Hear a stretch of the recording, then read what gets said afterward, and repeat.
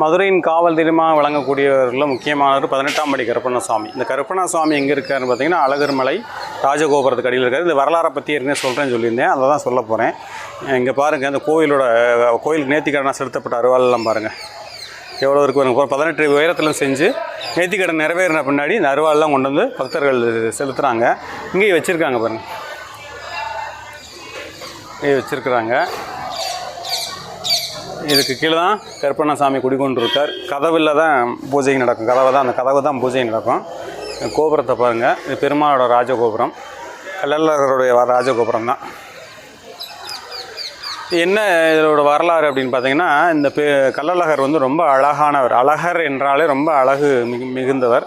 இங்கே வந்து கேரளத்தை சேர்ந்த பணிக்கர்கள்னு சொல்லக்கூடிய மந்திரவாதிகள், கேரளத்தை சேர்ந்த மந்திரவாதிகள் வந்து இந்த அழகருடைய அழகில் மயங்கி இங்கே வர்றாங்க. இங்கே அழகர் மலைக்கு இந்த பெருமாளை எப்படியாவது கொண்டு போய் விடணும்னு வர்றாங்க. அதில் ஒருத்தராக தான் அந்த 18ஆம் படி கருப்பண்ணசாமி வர்றாரு. அது கூட்டத்தில் 18 பேரில் ஒருத்தராக வர்றாரு.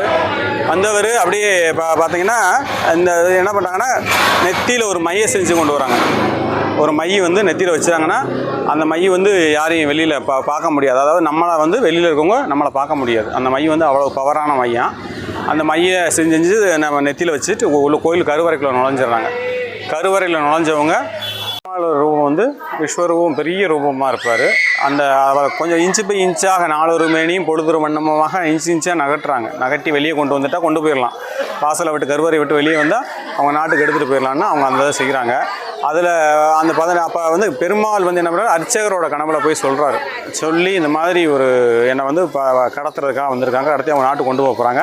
இதுக்கு என்ன வழி அப்படின்னா, நீ இப்போ நெய்வேத்தியம் பண்ணி கொண்டு வர சாதம் சூடாக கொண்டு வந்து கருவறைக்குள்ளே வச்சு அந்த அதை வந்து ஓப்பன் பண்ணிவிட்டு அந்த வேர்வை அந்த பிரசாதம் வந்து சூடாக இருக்கும் இல்லையா, அந்த சூடாகும்போது அதை வந்து அந்த சூடாகும்போது நெய்யில் இருக்க அந்த நெத்தியில் இருக்க அந்த மை வந்து அழிஞ்சிரும். அழிஞ்ச பிறகு அவங்களுடைய ரூபத்தை நீங்கள் பார்க்கலாம் அப்படின்னு சொல்கிறாரு. அப்படி பார்த்துட்டு வரும்போது அப்படி அதே அவர் பெருமாள் சொன்னது போலவே அவர் செய்கிறாரு.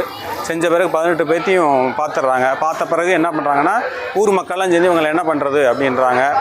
அப்போது இவர் கருப்பண்ணசாமி மட்டும் மன்னிப்பு கேட்குறாரு. நாங்கள் பெருமாளோட அழகளை வாங்கி இந்த தவறை செய்து விட்டேன், என்னை மன்னிச்சிருங்க அப்படின்னு சொல்லி கருப்பண்ணசாமி மன்னிப்பு கேட்குறாரு பெருமாள்கிட்ட. அப்போ பெருமாளும் எல்லாம் என்ன சொல்கிறாங்கன்னா, அப்போ எனக்கு காவல் தெய்வமாக நீ இருக்கணும்னு சொல்லி பெருமாள் சொல்லிடுறாரு. அப்போ இந்த 18 பேர்த்தையும் அவங்கள சம்ஹாரம் பண்ணிடுறாரு. இந்த கருப்பண்ணசுவாமி சம்ஹாரம் பண்ணி 18 படிகளாக உள்ள வச்சு கட்டிடுறாங்க. அதுக்கு மேலே தான் கருப்பண்ணசுவாமி வந்து ஆட்சி புரிகிறார். அவங்கள 18 பேர்த்தையும் இது பண்ணி அன்றிலிருந்து இன்று வரைக்கும் இந்த 18ஆம் படியான வந்து பெருமாளுக்கு காவலாக எங்கே தமிழ்நாட்டிலே தங்கி விட்டார் என்றது ஒரு அருளாளர்களின் செய்தி தான். அந்த அருளாளர் செய்தி தான் இந்த அடியேன்னு சொல்கிறேன். இதுதான் கருப்பண்ணசாமியின் வரலாறும் கூட, இந்த 18ஆம் படியான கருப்பண்ணசாமி வரலாறும் கூட. இப்போ நீங்கள் 18ஆம் படியான கருப்பண்ணசாமிக்கு என்னென்னா, சந்தனத்தை வாங்கி கதவுல சாத்துவாங்க. அதுபோக பொங்கல் வைத்து வழிபாடு பண்ணுவாங்க. அந்த பொங்கல் வைக்கிறாங்க பாருங்கள், பொங்கல் வைத்து வழிபாடு பண்ணுவாங்க. இங்கே பாருங்கள்,